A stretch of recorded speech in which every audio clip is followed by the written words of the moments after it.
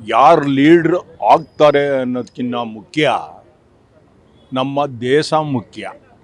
ದೇಶ ಮುಖ್ಯ. ಇವಾಗ 10 ವರ್ಷದಿಂದ ದೇಶನ ಒಂದು ಲೆವೆಲ್ಗೆ, ಹೈ ಲೆವೆಲ್ಗೆ ತಂದು ಏನೋ ನಮಗೆ ಕಣ್ಣೆದರಲ್ಲಿ ತೋರಿಸ್ತಾ ಇರೋರು ಮೋದಿ. ಚಂದ್ರಬಾಬು ನಾಯ್ಡು ಇವತ್ತು ಇರ್ತಾರೆ, ಅಲ್ಲಿ ಹೋಗ್ತಾರೆ. ಬಿ ಆರ್ ನಿತೀಶ್ ಕುಮಾರ್ ನೀವೇ ನೋಡ್ತೀರಾ, 4 ಪಾರ್ಟಿಗೆ ಹೋಗ್ತಾರೆ ಬರ್ತಾರೆ. ಇವರೆಲ್ಲ ಗ್ಯಾರಂಟಿ ಇಲ್ಲ.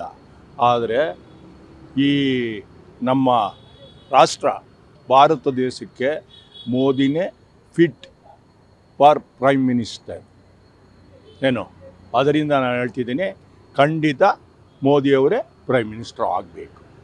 ಸರ್, ಇವಾಗ ನಿತೀಶ್ ಹಾಗೂ ಚಂದ್ರಬಾಬು ನಾಯ್ಡು ಅವರು ಕೈ ಕೊಟ್ಟರೆ ಕಷ್ಟ ಆಗತ್ತೆ ನರೇಂದ್ರ ಮೋದಿಗೆ. ಆ ಮ್ಯಾಜಿಕ್ ನಂಬರ್ ಕೂಡ ಬಂದಿಲ್ಲ ಬಿಜೆಪಿ ಪಾರ್ಟಿ. ಇವಾಗ 10 ವರ್ಷದಿಂದ ಪಾಲಿಟಿಕ್ಸಲ್ಲಿ ಇದ್ದಾರೆ.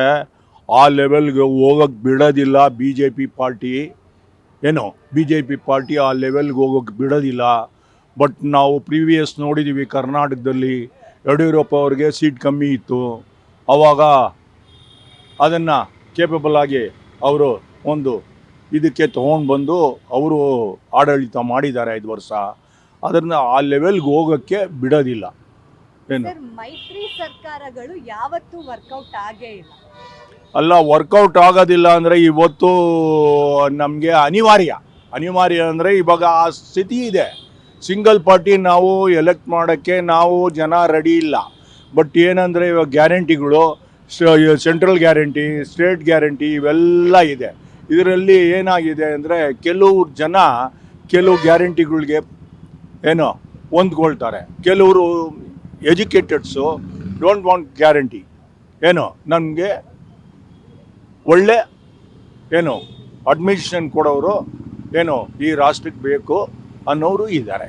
ಇಲ್ಲ ಅಂತಲ್ಲ. ಇವತ್ತಿನ ಪರಿಸ್ಥಿತಿಲಿ ಏನೂ ಮಾಡೋಕ್ಕಾಗಲ್ಲ. ಸಿಂಗಲ್ ಪಾರ್ಟಿ ಬರೋ ಕೆಪಾಸಿಟಿ ಇಲ್ಲ. ಲಾಸ್ಟ್ ಟೈಮ್ ಬಂದಿತ್ತು, ಬಟ್ ಪುಲ್ಮಾ ಆಯ್ತಲ್ಲ, ಅದ್ರ ಒಂದು ಚೂರು ಎಫೆಕ್ಟು ಆಯಿತು, ಬಂದಿತ್ತು. But Modi is fit for prime minister of India. Guarantee news, ಸುದ್ದಿ ಖಚಿತ, ನ್ಯಾಯ ನಿಶ್ಚಿತ.